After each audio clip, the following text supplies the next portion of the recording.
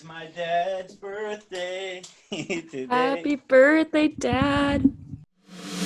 Hey, let's talk.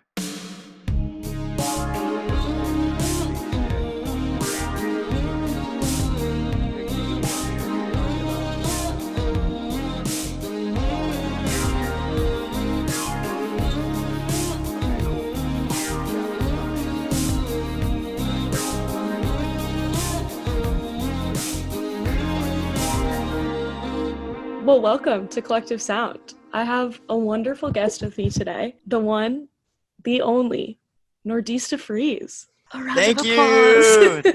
Thank you, everybody. Hello, Collective. Hey, Collectees. It's good to be here on y'all's show with all Wait, the fans. I didn't have a name yet. That's a good Snap. one. I kind of like it. You did it. Wow. Thank you. How was your day today so far? It's been a good day. I did some exercise and Love that. yeah, I have much to do still. Much to do. Okay, that's okay. It's your dad's birthday. It is my dad's birthday, so I'll be celebrating. And then after that, I'm going to paint. As you should. Okay, King. Sounds so fun. Okay, Thank so you. I make a lot of people do this. Will you give like a college intro? Like you're walking into like a freshman year college class and you have to give your name, major, hometown, and a fun fact about yourself. I actually was just listening to Nathaniel do this on the drive home on Collective. My name is Nordista Freeze. What else did I say? Oh, I'm sorry. My age? Your name, My name? major, hometown, and fun fact. My name is Nordista Freeze. I'm a freshman at Lipscomb University, or was, and studying music, studying commercial music. And fun fact about me, I have a really long tongue. Do you really? Yeah, watch this. Nobody can see it except for you. Okay. Oh my gosh, wait, that's so scary. Wow. Okay, so you went to Lipscomb. Are you from here? Where are you from? How'd you get there? Give me that story. Yes, I am born and raised in Nashville. Okay. I'm coming to you from my bedroom, and I've lived in this house since I was 8. Oh my gosh, I love that. I went to Lipscomb kindergarten through college. Okay. The same school. Wow. It's pretty. Maybe that could have been my fun fact. That's pretty weird.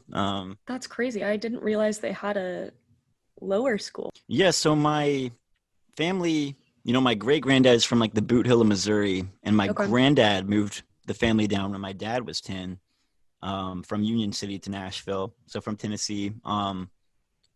And my dad was a 4th grader at David Lipscomb Elementary School, and my granddad was the vice principal. Okay, wow. As well as a preacher in town. And my dad grew up, did the same kind of. He went through elementary, middle, high school, college, left for a while, did some other jobs, decided he wanted to be a teacher, came back to the very place. They hired him the year I was born. I was a little baby in his hands when he shook hands with the principal. Then I went all the way through until I dropped out a couple years ago, my junior year of college. That's a really sweet story. Yeah, it is a really sweet story. Thank you. You're welcome. So you dropped out. How did your parents feel about you dropping out? Did they care? I remember my dad saying, "I really don't think that you should drop out." And I was like, well, I'm just going to. And then he said, well, in that case, I'm going to quit my job because I hate working here. And then you both left. Then we both left Lipscomb, yeah, because he was done with it.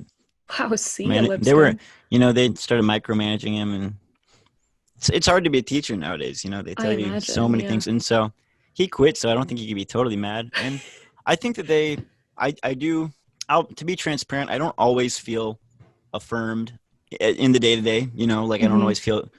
But I do think in a more long-term sense, I know they believe in me and my art. Yeah. And I mean, they let me live here. They are obviously very supportive. It can be hard sometimes. You want your parents to just tell you that more than they do. 100%. I think everybody deals with that, but clearly they do support me, and they physically do by providing me with a place to live. So that's so sweet. Yeah. So yeah, you dropped out to do music. When did you start doing music and art and all of that? My dad was a children's minister at the church I grew up going to. So he would lead the children's worship, which is always a little bit more silly. It's like fun songs. And And then afterwards, he would also put on this puppet show for the kids. Cute. It was called Kids Express, and it's where all the kids went. So I don't know. I mean, I grew up with my dad doing that, and my granddad being a preacher. So I always, maybe because of that, and being the youngest child, I always have been standing up at the kitchen table and performing. And I did 100%. theater all through school. Any opportunity to be in front of people, I've taken. I did choir through school. And so I was already performing in that sense, doing music. But I'd say like writing my own music, and it would be about 7th grade. I've been writing a lot of poetry, and I got my first microphone and found out how to like loop. I had this like looping machine. So I didn't know, like, and I would just make songs on that. And I started putting albums up on Bandcamp. It was actually pretty prolific in middle and high school. I was putting out like an album every month or two. And that's crazy. Yeah, I made like 30 albums. And then I got into, then I started getting into the live thing. And now I've slowed down my music making process, but I do a lot of performing. Mm-hmm. And well, now I'm in the post-performing era where now I just make TikToks because touring is dead. Hey, TikTok's where it's at these days. That's what everyone says. So they're saying that. I think it is too. Yeah. Thanks, Isabel. You're welcome. So, okay, so you start making music. If you had to describe your music to the people, how would you describe it? Back then it was, I think it was influenced by, there's always been a vocal influence that I think comes from one, growing up in the Church of Christ denomination of Christianity, which doesn't allow instruments because they try to follow the first century church. And since there's no documentation of them using instruments, they feel that there should not be instruments in the church. So church I grew up going to, everyone just sings. There's no instruments. The school I went to, Lipscomb, is also Church of Christ. So there'd be worship assembly, chapel, as they called it, and obviously choir as well. All, there's no instruments. And then also just grew up listening to my dad's favorite music being like the Beatles and the Beach Boys. So, cool, yeah. A lot of harmony-driven pop music. And so, yeah. What was the question? How would you describe your music? I think back then I was already taking that vocal influence that I still carried. And I think I've even returned a lot to that influence of 60s music to where, that's a majority of what I listen to now is 60s pop. And my most recent singles I've been making since my album Cosmic House in 2017 have all been recorded to tape. Cool. And they all are like very, I think, harmony driven and kind of more like 60s pop, 60s rock would be at least what I would call it. But I think if you come to a live show, it maybe falls more in vein with like stuff like Twin Peaks and like the Nude Party. Okay. Yeah. Some people compare it to Cage the Elephant, although I'm not super familiar with their work. I have seen videos of them performing, and I will say that I think I would do a similar thing to Matt Schultz, which is totally unintentional, but I think we both must listen to the same music and have a similar mentality, being from Bowling Green in Nashville. So I could see the parallels. I've seen you live maybe twice. No way, where at? I came to not the last Space Prom, but the Space Prom before. Space Prom 2 with Arlie. Yes. At Mercy Lounge. Yes. Which I want to get into detail about that in a second, but I do have a funny story. So we all my roommates, we planned to go. This is when we first met Nathaniel. So we're like, awesome, we'll come see Arlie, gonna be super great. Yeah. Super prepared. We're like, we're gonna go all out, get these bomb fits. I bought this hot pink dress from when I was in California, and it was great. All prepped. Week before, I get mono so bad that Belmont told me it was one of the worst cases they've ever seen. But I was holy moly, I can't miss Space Prom. So I came to Space Prom dying of mono, and it was honestly a great experience. I had a really great time. I'm so glad. Yeah, so that was a really wonderful experience. Space Prom is just a whole thing in and of itself. That's just so fun. Thank you so much. That means the world to me. For real. Oh my gosh, it was so fun. And then I was out of town for Space Prom 3, which was a bummer. You flubbed up, man. That was the best show yet. That was the best Really? performance ever. Yeah. Oh. But it's okay. There'll be more. Okay, wait. Well, okay. So as we speak of Space Prom, will you explain what Space Prom is? How did it happen? How'd you come up with this idea? Just a little background. Space Prom is derivative of the idea. Well, I'd always had an interest in prom. I went to prom. I like parties. In a very just like pure sense, you know. I don't do drugs or drink for personal reasons, but I like to party. I like to stay out, and I want to dance, and I want to have fun. Me too. Yeah, right. And so prom, in theory, in high school, is supposed to be the like epitome of that. Yeah, I mean, it's the peak. It's the climax of all of high school should be this event, and you dress nice and you have this beautiful time.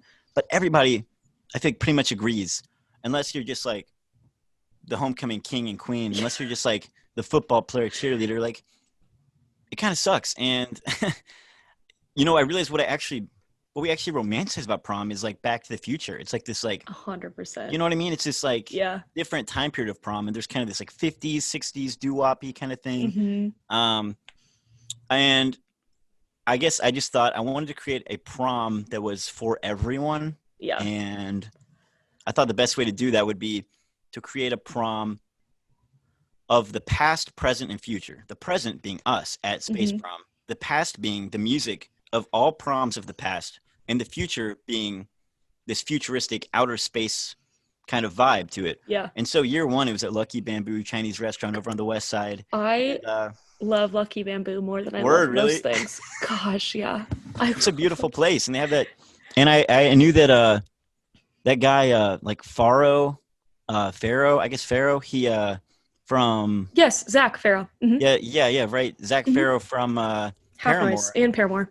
Yeah, I knew that he did that Half Noise show release there, and that's when I found out that they had this like beautiful area in the back. That's, like, it's cool. Old school, perfect for prom. And so I got 8 bands together, and I said, let's cover. Every band can play like a short set that documents a different time period of prom music from the 30s to the 90s. That's crazy. And we had this like really long prom night, and I told everyone you can either dress like outer space, you can dress like you're from the future, or you can dress like going to prom, or something in the middle. And to my surprise, it was incredibly successful. I really genuinely, I'm not saying it to be humble. I thought it was a very far out concept, and I wasn't sure if people would be able to match me there. And I was hoping, 100 to 150 people would show up, and we had 543 people show up. Year one, right? In Lucky Bamboo, too, which is like not that big. Yeah.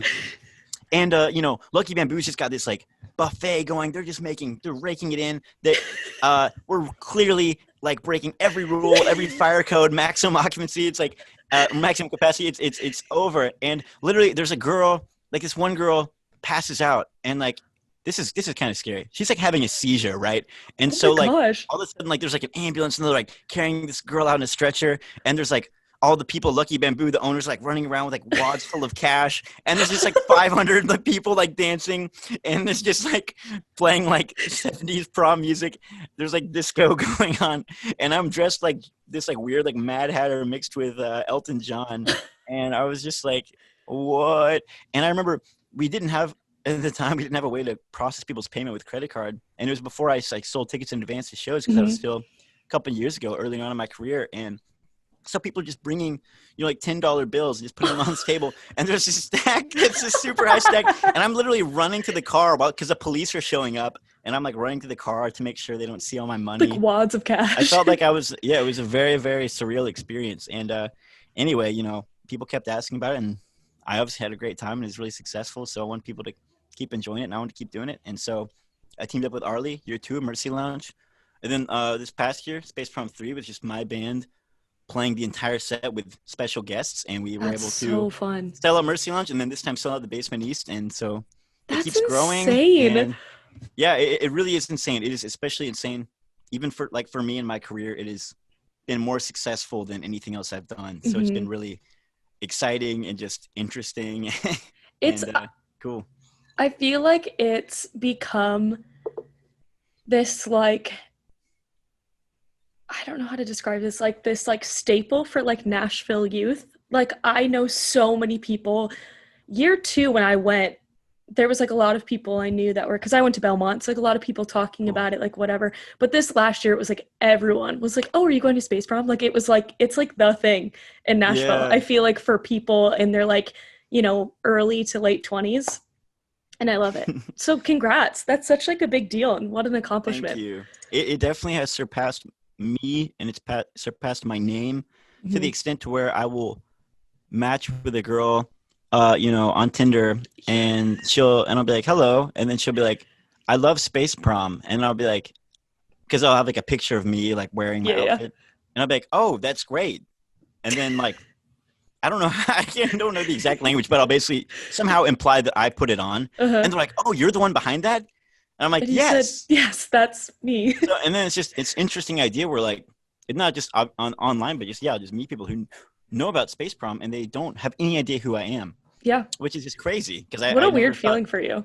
It surpassed me. It's grown into its own thing. And you know what? People love it so much. I know.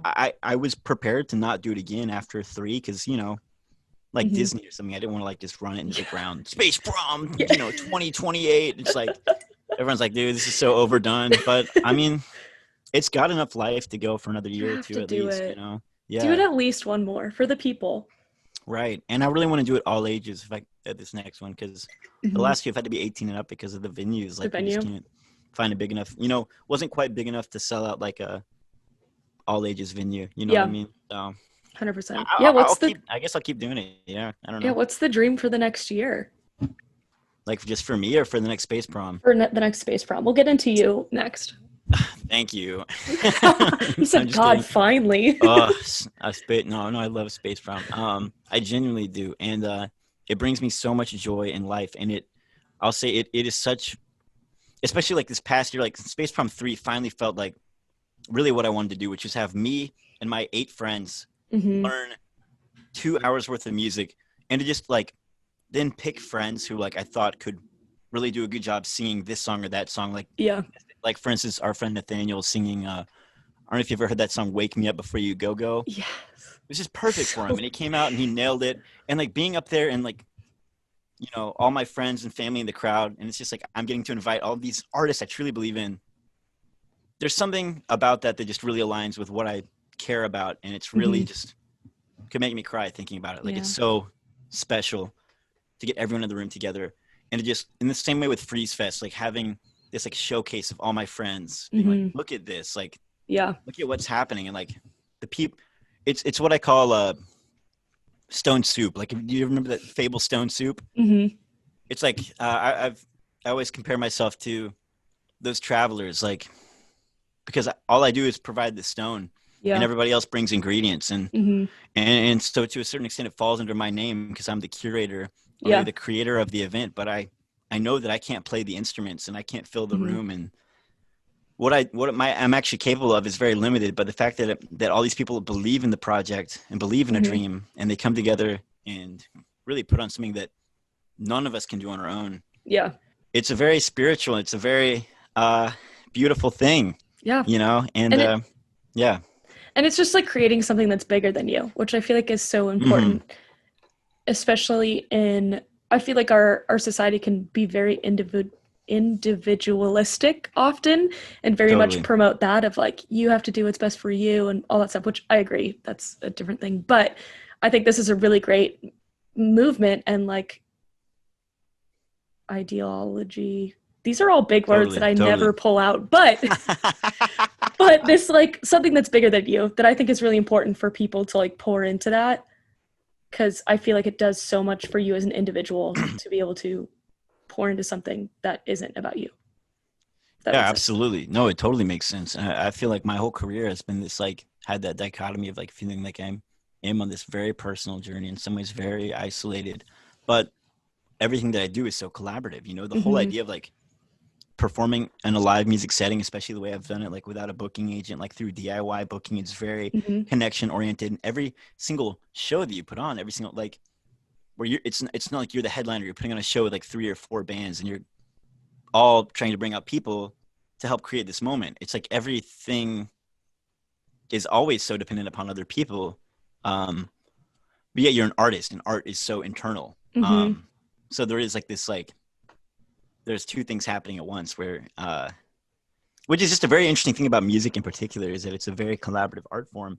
Even if you are Tame Impala, even if you're Kevin Parker and you play every single instrument and write the songs and produce it and mix it and master it yourself, at the end of the day, he still has to find a band to play it. And every time you step onto a stage, the physical restrictions of that space and whoever designed that space and put the speakers in place and put the crowd in place and however many people choose to show up and participate, and the band learning the parts and the lights, to put on even Kevin Parker, who is such, or like Kanye or some of these people who like do so much of it on their own. They really are just at a certain point orchestrating a larger thing that is far beyond them. And that's true for other art forms as well, but it's very evident, especially in music and particularly live music, I think, Yeah. And I think just like music is such a collective experience because, you could write and create this song or live show and all this stuff, but then whoever experiences that is going to get a different meaning or feeling or whatever from that and then pass that on. So it's such like a collective domino effect that's like so incredible that we like get to experience that. Yeah, totally. That is so interesting. Artists, and then exactly. There's so many different. Everyone has their own experience and their own interpretation, whether it's of the lyrics and the music and what that represents, or the show and the way they engage with that show, depending on how they feel that day and how their whole lives have led them up to that moment. Exactly. And how they interact with the art. Yeah. Which is crazy. Exactly. So I was stalking you on Instagram before this, obviously have to do my research. Thank you. And your most recent post, you were talking about how you've done 750 shows? That's correct. Okay. Will you explain that? And will you also explain, like, I feel like I obviously understand what like the DIY scene is because I live in Nashville and have a lot of friends that are musicians, but I feel like that's not something that's not like common knowledge, Right. So will you explain that and then just explain how you did 750 shows? Yeah, I would love to. So born and raised in Nashville, I've never had a deep understanding of the music business. I started making music because I liked music, because I listened to music, and because my father, like I said, was a worship leader, and I was involved in choir, and I loved to sing about the Moona and the Juna and the Springa. And, it's like,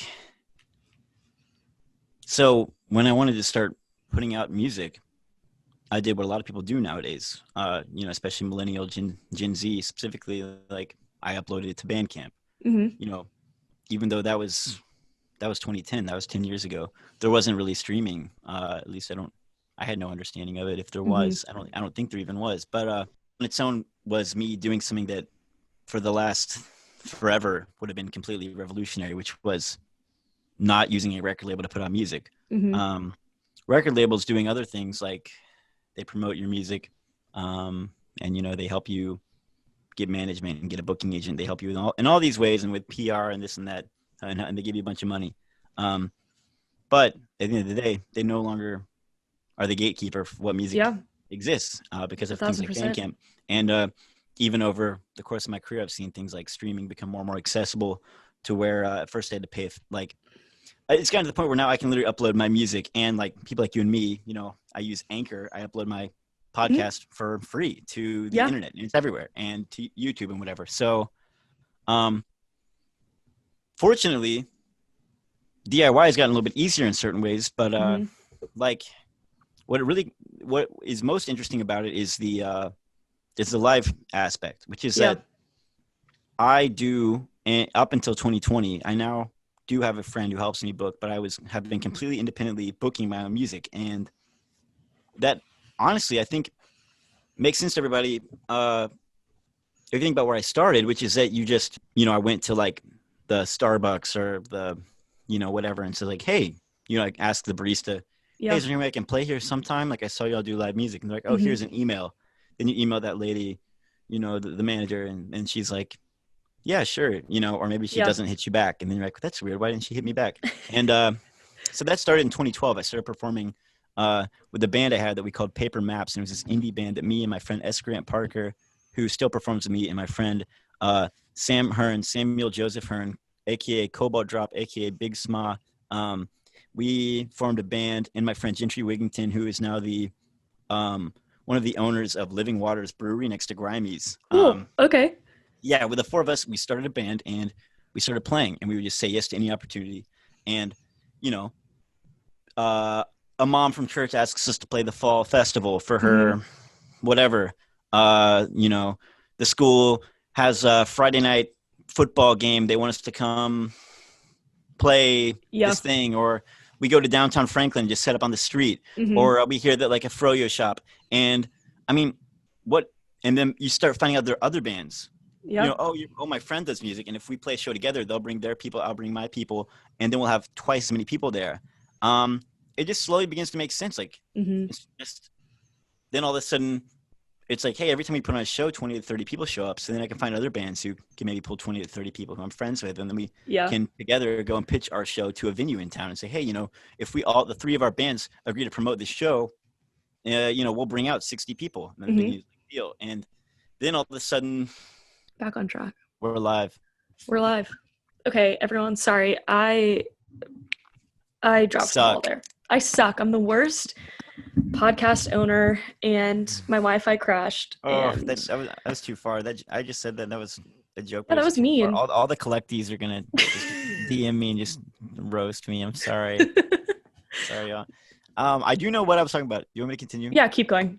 Look, I was probably getting along with it anyway. It's probably good. You probably did it on purpose. Point being is that since 2012, and I was in a band then, began doing solo 2014, 2015, have just grown my music organically by collaborating with artists and with house venues or legit venues, emailing them myself and contacting them like through Instagram, phone calls, whatever it is, Facebook messages. Doing it DIY, it's really DIT. It's do it together, and it's a way to. Isn't this sweet? I love that. It's a way of. Maybe it's because you don't want to, or it's because you can't be a part of like the record label, be part of the industry. You do stuff on your own, and there's so many people. I mean, the majority of people have to do it that way. And a lot of us, you know, aspire to be on a label one day because it is a beautiful thing. And, you know, you and I both have friends who are on labels, and we see the beauty of that. But there's also a lot to be said about owning your music and I can do whatever I want, whenever I want. I literally have nobody on my team except for my friend Lee now, who does help me with booking. But even that is very collaborative, and, you know, he just helps keep it professional and organized. But yeah, like, that's what DIY is. And it's something that I have become a lot of times. Like, if a publication thing writes about me, they call me like a DIY, you know, and then insert a very kind thing like DIY king. Thing. And, you know, and it's not, I don't know if I'm the DIY king of Nashville. There's a lot of people doing really cool stuff here, but I didn't even mean to become some sort of DIY character. I just am a artist making art, and the industry is just, frankly, doesn't have any interest in me. I don't know. And I'm not, I mean, maybe sometimes I'm bitter about that. Other times I don't really care. You know, it's just, the whole thing is just, so there's just not very many people that they can work with, and they're looking for a very specific thing. And I don't know. I've never valued creating art that, I've never worked on making a version of myself that they would find attractive. I just do what I want. You want to do stuff for you.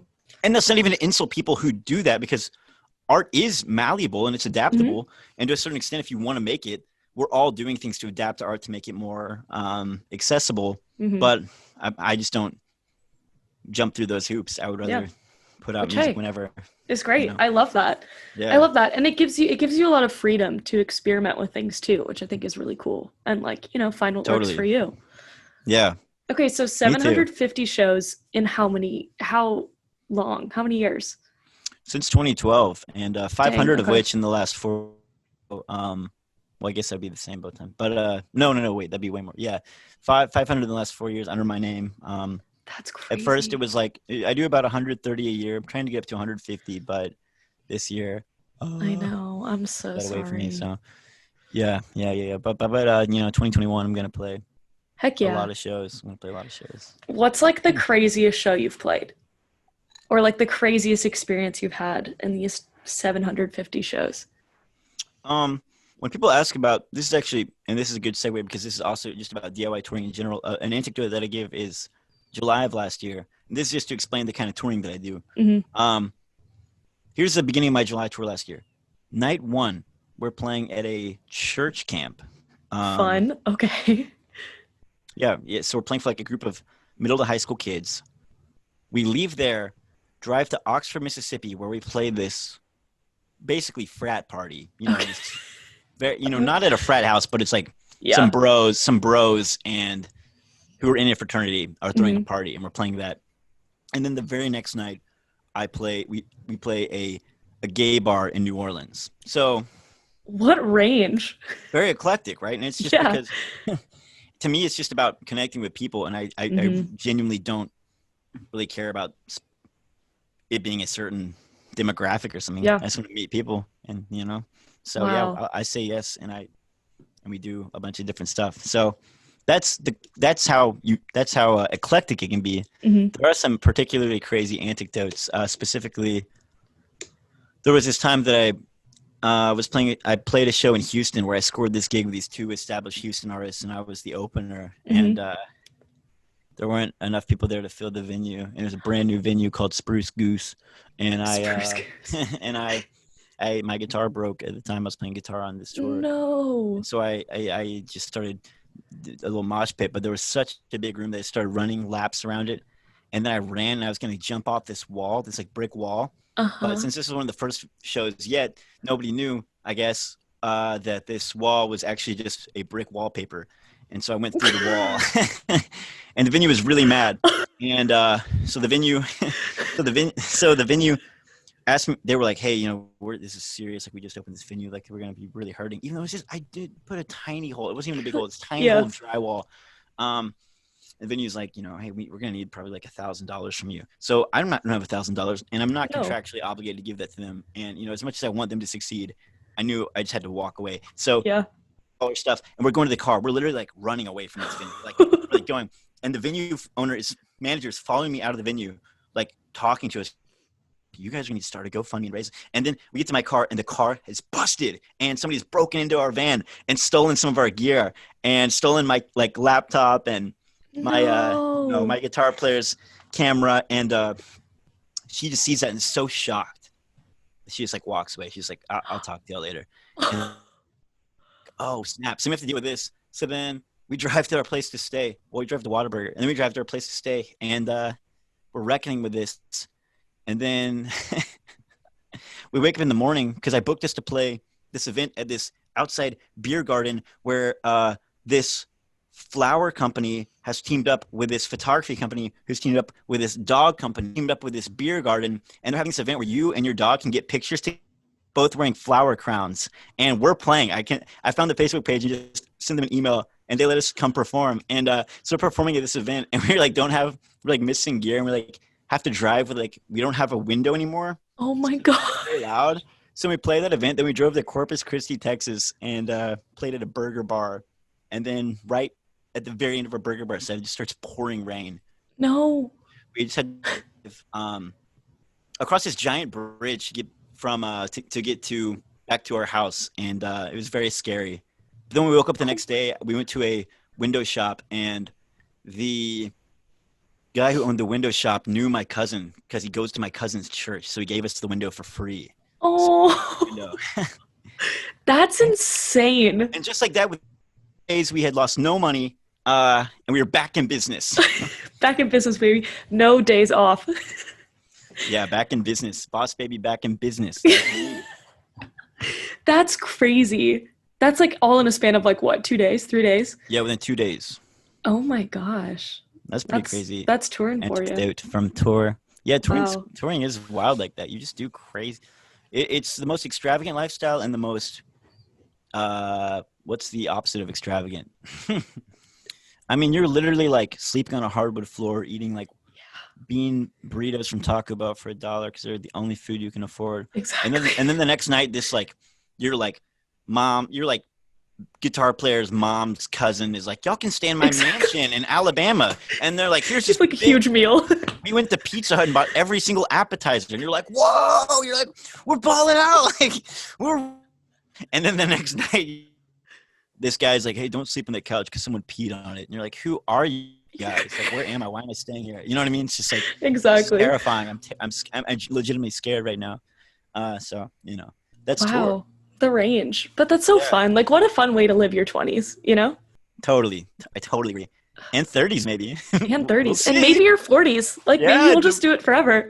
Maybe. I mean, I'm going to keep touring. So if, if things don't gain momentum, there you go. I'll be sleeping on hardwood. Okay, so what's next for Freeze? Well, in the last 6 weeks of 2020, I've actually got my list right here. You want me to just read some stuff? Yeah, please do.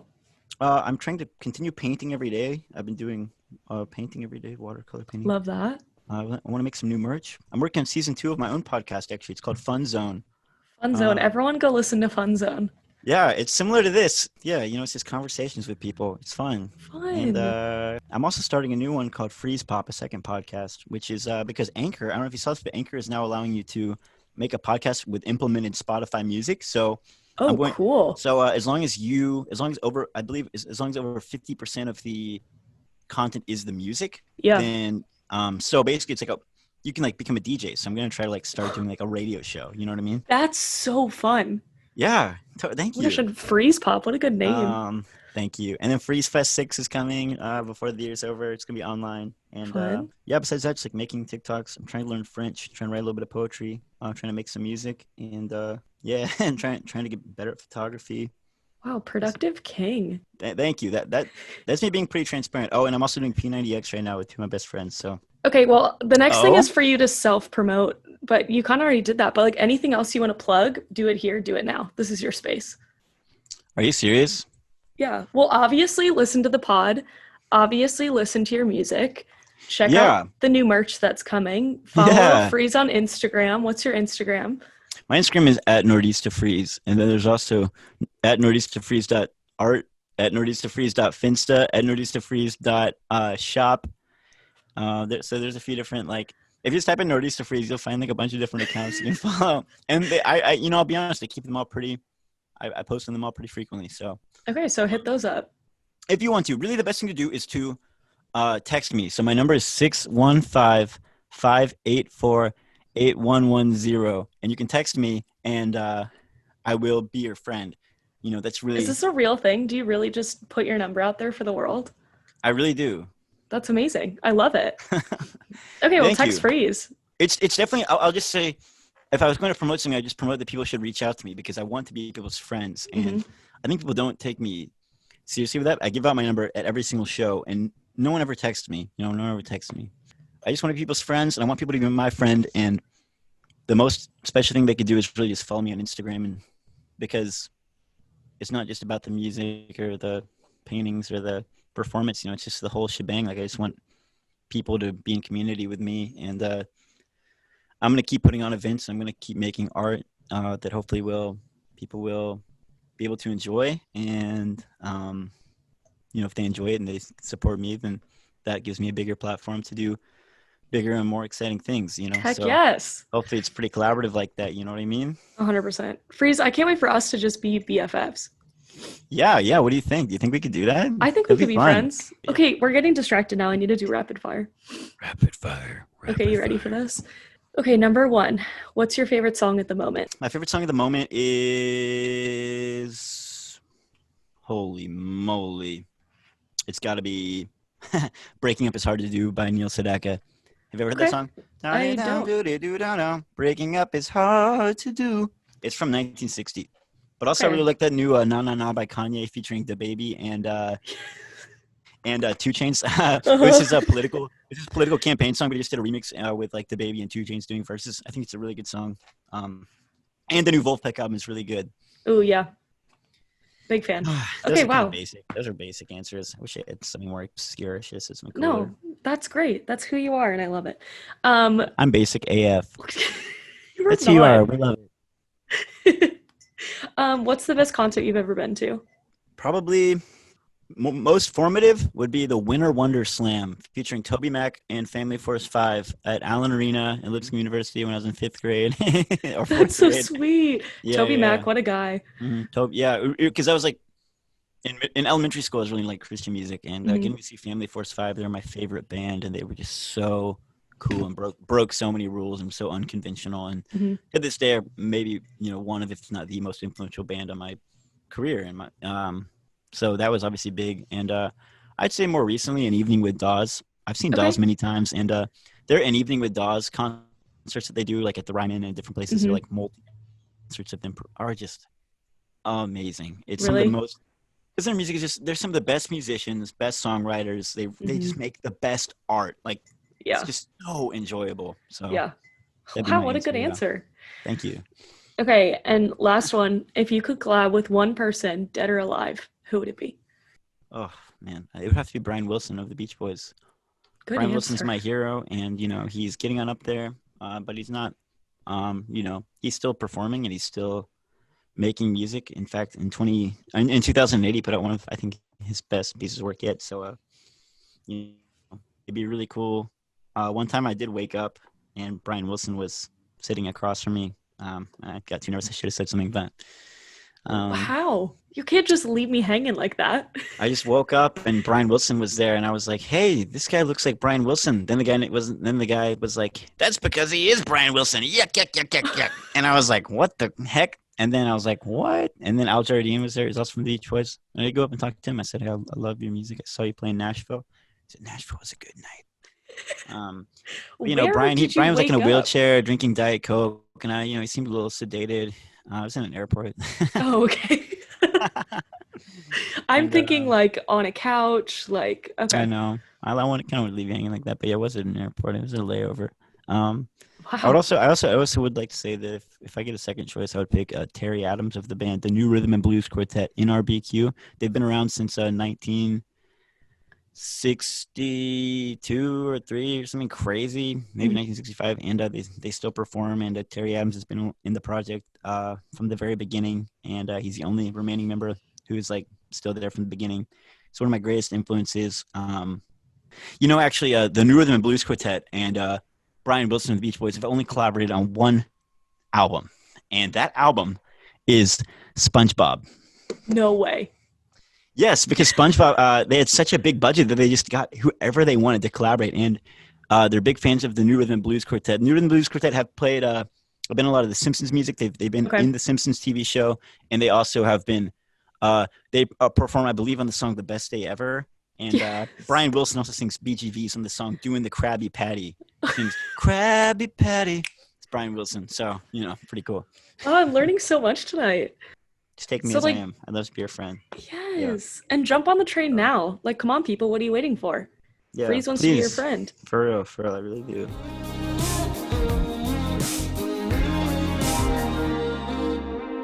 Justin. Okay, please just give me your attention for 1 second if you're listening. I'm towards the end of this podcast experience, and I'm just, I didn't know Isabel until right now. I know you don't know Isabel, but I got to say, it's been a really fun experience. She's talked with a lot of really good people within our community and has, a really consistent following of, what did we call your fans? Oh, collectees or something? Collectees. And, I think this would just be a really good way to take some time, do a long form interview and, get to talk to a really sweet person and help us all learn a little bit more about you. You honestly, I've looked through your YouTube. You don't have a lot of long form interviews. There are a lot of people who probably want to know more about you. And, this could be a good way to have one of those under your belt so your super fans could learn a little bit more about you. And, it's good to do something long like this because I know you are thinking about launching that Patreon and give people a little more insight into your life doing the day-to-day. Perhaps it would help incentivize people to, want to engage with you on a subscription basis. So, that's my best, maybe I'm totally wrong, Justin, but I did hear those claims and this could be a good way to really kick that off. So yeah, that's